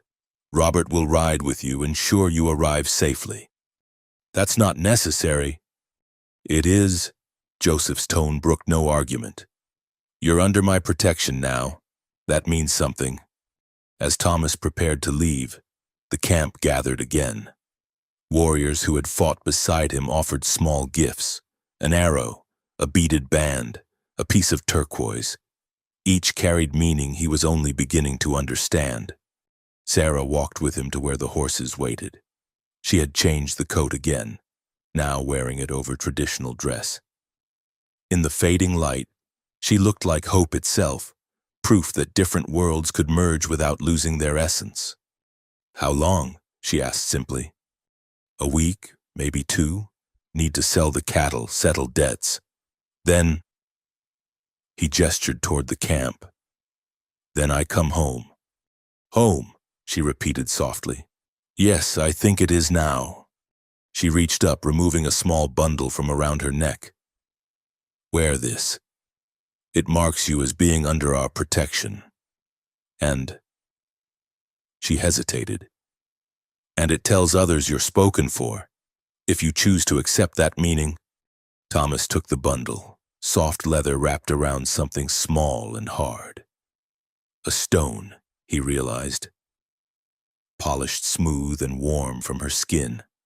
I accept, he said. Her smile was radiant. Then go. Stands between worlds, but return quickly, then we have bridges to build. The ride to his ranch under starlight was surreal. Robert Crow Wing rode beside him, alert for danger but also companionable. They spoke little, but the silence was comfortable. 2 men who had faced death together and found mutual respect. His ranch looked exactly as he'd left it, yet entirely different. The fence posts he'd been repairing seemed trivial now. The cabin felt too quiet, too empty. Thomas realized with sudden clarity that this had stopped being home the moment he'd given away his father's coat. You'll return, Robert said. It wasn't a question. Yes. Good. Sarah needs someone who sees her as she is, not as they wish her to be. You do that. If she sees me the same way, Thomas said, then that's the gift. Robert smiled, a rare expression on the stoic tracker's face. Then you're both fortunate. Such sight is rare between any 2 people, rarer still across different worlds. They parted at dawn, Robert heading back to the band.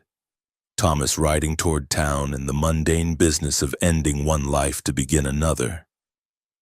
But he wore Sarah's protection bundle against his chest, and in his saddlebags lay his father's transformed coat, proof that some changes born of simple kindness could reshape the world. The rising sun painted the plains gold and crimson, a new day bringing new possibilities. Somewhere behind him, a camp stirred to life, his people now, his family, his future. Ahead lay challenges, certainly, prejudice and misunderstanding from both sides, but also hope, also love, also the chance to stand between worlds and help them meet. Thomas Bennett, who had lived alone and afraid, now rode toward his destiny as stands between worlds. The transformation was complete, begun with a coat freely given and sealed with blood, courage, and understanding. He thought of the warriors standing by the fence, welcoming him home. Soon, very soon, he would return. And when he did, it would be to build something new, a life that honored both worlds, a love that transcended boundaries, a future that others said was impossible. But Thomas had learned something in the past week. The impossible was just another fence to cross, another bridge to build, and he was ready.